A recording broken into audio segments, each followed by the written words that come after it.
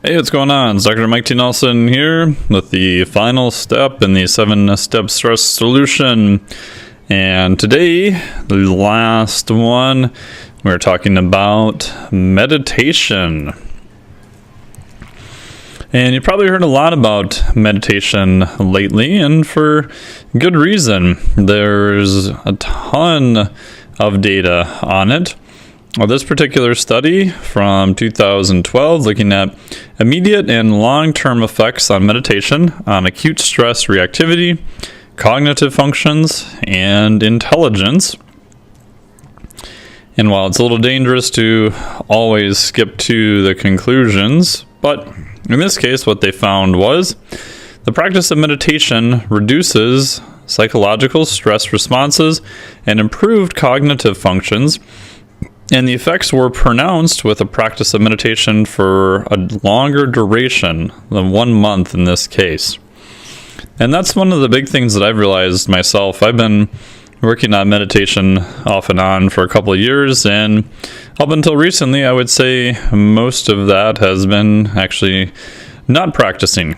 I kind of feel like I've tried every way known to man that just didn't seem to work. And it's not that the meditation itself wasn't effective, I just didn't really stay with it at all. But I finally figured out some cool stuff lately that I wanted to share with you here, because the research on meditation is overall pretty good.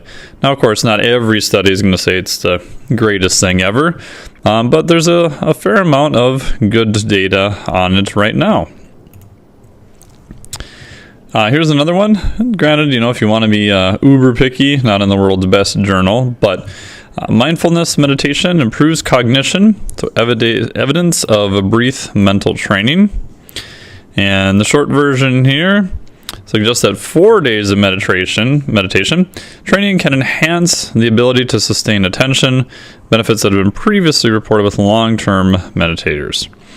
And that's one thing I've noticed as I've been doing more meditation, that my brain just feels less squirrely. Oh, squirrel!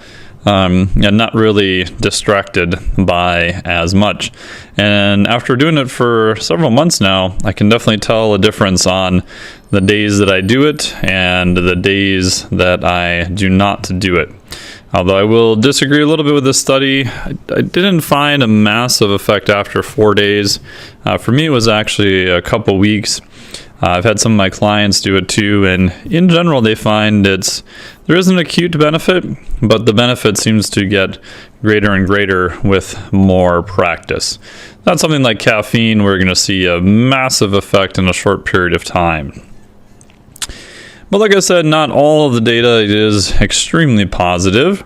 This is from JAMA 2014.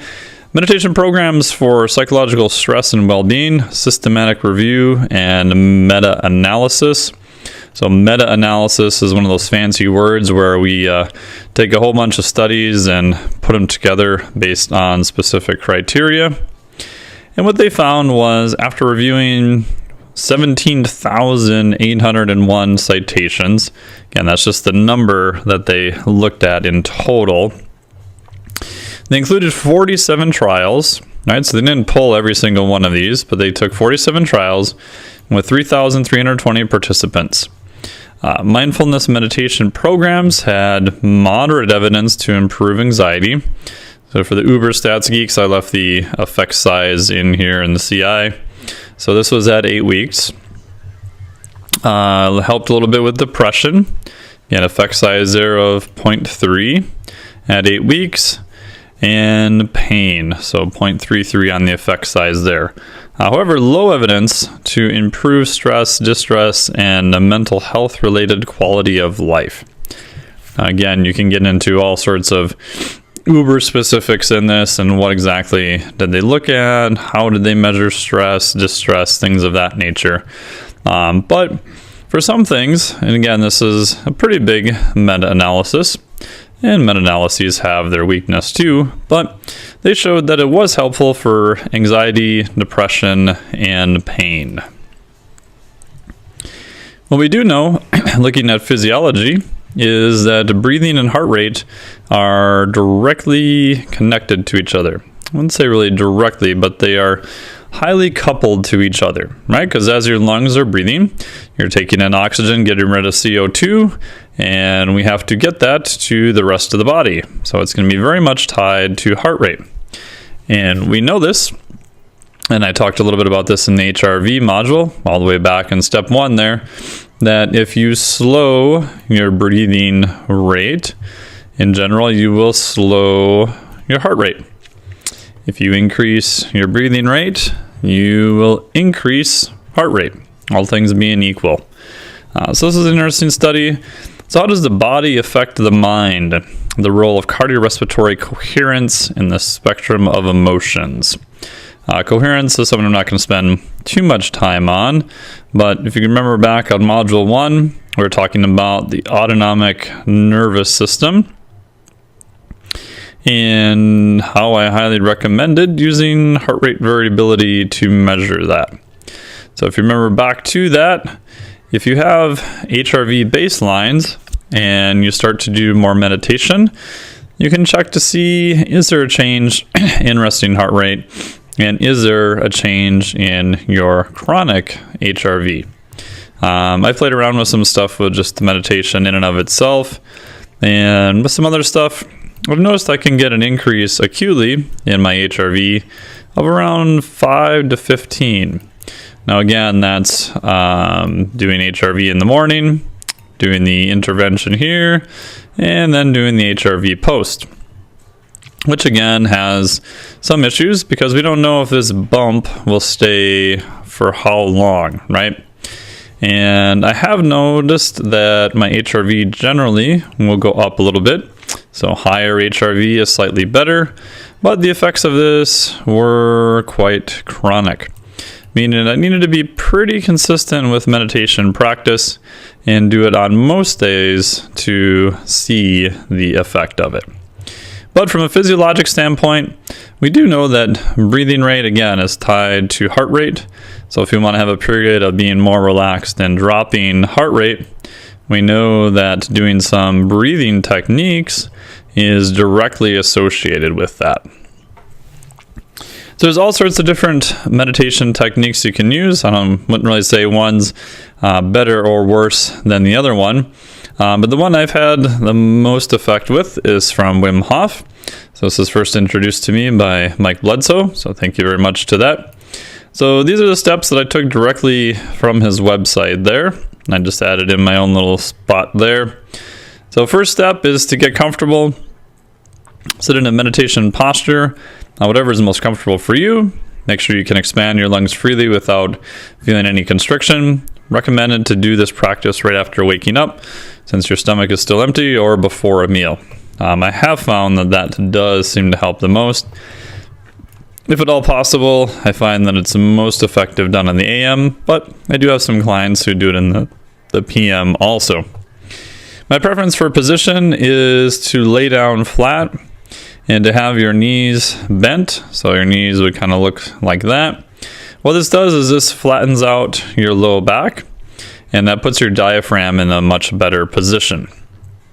Other way you can do this is real popular from PRI. It's kind of what they call a 90-90 position.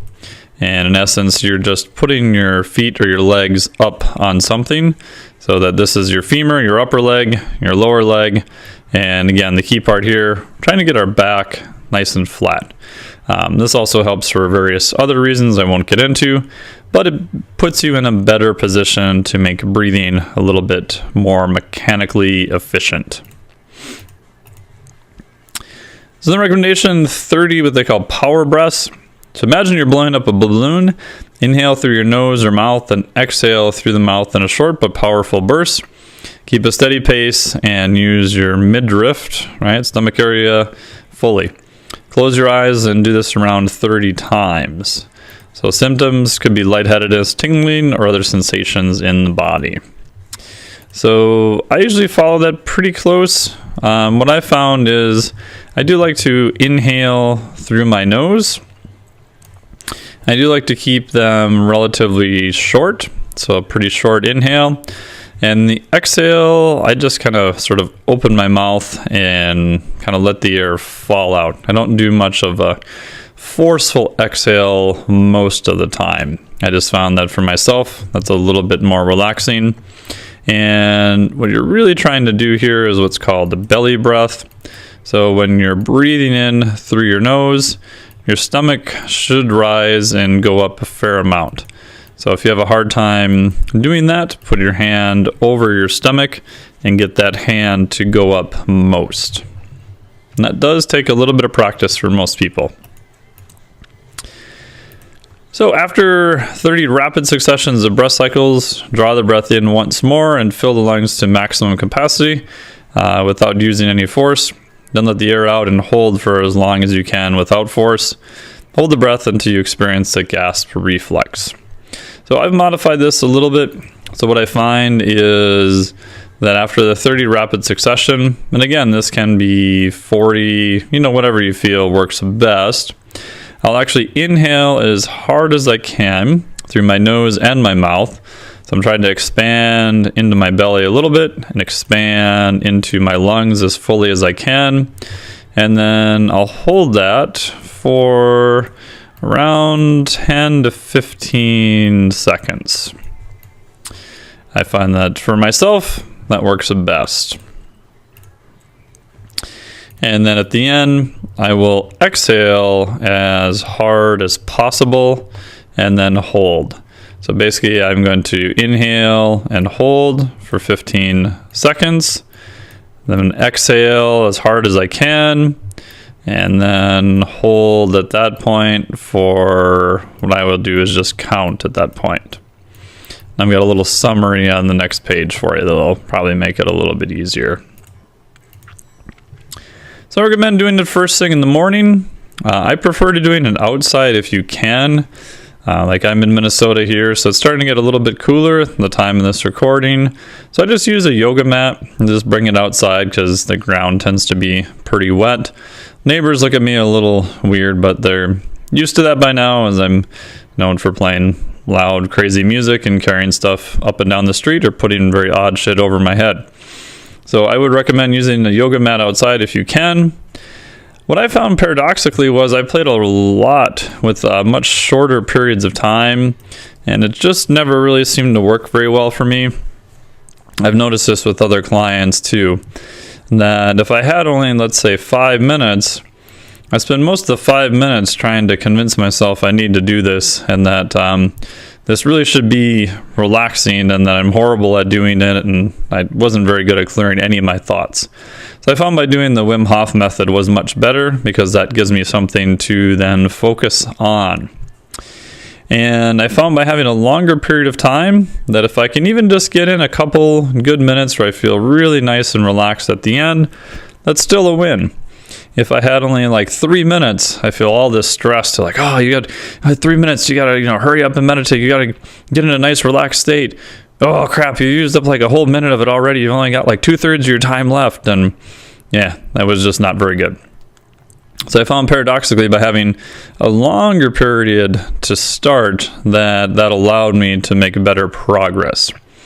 And I would highly recommend, if you can, take 20 minutes for every day, or at least Monday through Friday, for 20 to 30 days to start. If you want to employ a buddy, or if you get really stuck, you want to email me, whatever. I find that works the best. So a little bit longer and invest the time. Another thing that I found works well too is binaural beats. Should be an N there. I like the Brainwaves app. So what this does is it plays a slight tone in the left ear, which is a little bit different from the right ear. That's what you're trying to do, is in essence entrain sort of specific brain waves by this. So you have to kind of use your little headphones. I found this works good because I'm not paying attention to a lot of other extraneous noise or things of that nature. And you can also play other noises over that, or sounds. So I like having like a beach sound over it with kind of waves crashing, and your brain will kind of tune out the little buzzing that you hear pretty fast. So I like that because it tends to keep out the outside noise for me. It also has the benefit of having a built-in timer on it, so I can set it for whatever time I want, and that way I know I don't fall asleep out in my yard or show up late or anything like that. So Wim Hof method, so 30 fast nose inhale or nasal inhale, and then just open your mouth and just kind of let it exhale. I got this from James Anderson, so PRI instructor from the Myokin course. He calls it exhale your soul. So it should feel like you're exhaling at the end. Once you're all done with the 30 breaths, do one big exhale as hard as you can, and you should literally feel your stomach kind of contract and pull back into your low back. Then I like to inhale all the way through my nose and through my mouth, and then hold that full inhalation for 15 seconds. And then again, exhale your soul, and then hold for a specific count. So I will usually do that and, play around with the count. So I'll see, lately I've been trying to get to 40 to 60 seconds. And what you find as the more rounds you do, that the breath hold at the end after you've exhaled will actually become a little bit easier and easier. So that would be what would be considered kind of one round. And then you can repeat that again. So I find initially that starting it is a little bit harder because I feel kind of twitchy. So initially I may go maybe up to 30, maybe even 40 breaths. And over time it gets a little bit easier. What I like about this method too is that at the end, so after you've done that, I find that like 3 to 6 rounds works pretty good. And as you do it more, you'll be able to get to a more relaxed state by doing it a little bit less. And then because of the various reasons, it's much easier, I find, to be relaxed at the end of that. So in the past, I would just try to lay down and try to relax, and this doesn't seem to work quite so well for me. So I found with this method that it definitely seems to help and gives my brain and body kind of something to do, but I'm still playing around with breath work, which we know is related to heart rate and various other things. So after I've done, let's say 3 to 6 rounds, let's say I did, like the other day, I did 4 rounds, and then I just basically try to be as relaxed as possible. So kind of a little bit more, I wouldn't say shallow breathing, but very much relaxed. And I'm just trying to melt any tension at that point. If any thoughts come in, just kind of let them sort of flow through one side and out the other. And then I will do that for 20 to 30 minutes. I usually find that 20 minutes is pretty good. And as you get better at this, I find that I can, maybe do only 2 cycles, maybe do some, relaxing after that. And I can do a little bit less time and still feel like I've accomplished it. Like I said, at first, I feel like I need a little bit more time to get used to it.